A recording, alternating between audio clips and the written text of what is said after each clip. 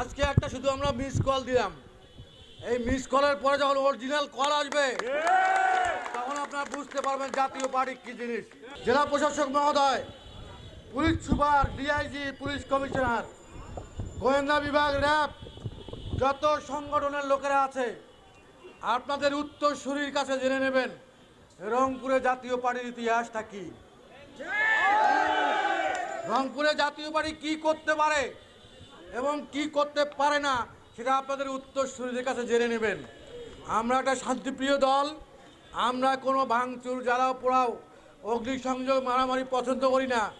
হয়তোবা আপনাদের অফিসে আমাদেরকে দেখেন না, তার কারণ আমরা তদবিরবাজ নই, আমরা তদবির করি না কারোর জন্য, যার কারণে হয়তোবা আমাদের সঙ্গে পরিচিতি কম।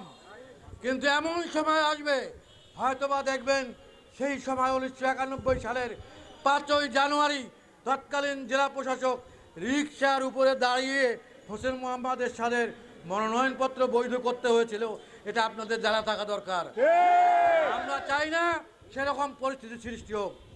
আপনার সাম্প্রতিক সময় হেফাজতের প্রোগ্রাম দেখেছেন, বিএনপির বিভাগীয় প্রোগ্রাম দেখেছেন, কিন্তু জাতীয় পার্টি যেদিন প্রোগ্রাম দেবে সেই দিন আমি মনে করি রংপুরের আকাশে একটা পাখিও উড়বে না।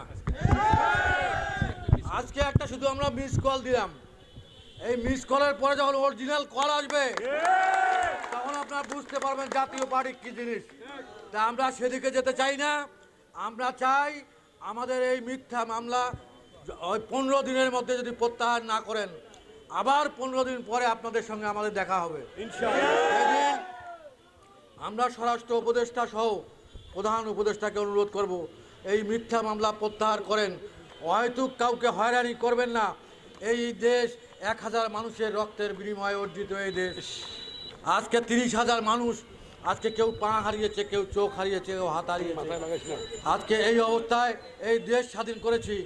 আমরা চাই এই সরকারকে সময় দিতে, তারা সংস্কার করে একটা শান্তিপূর্ণ নির্বাচন তারা দেবেন, সেই জন্য আমরা অপেক্ষা করতেছি।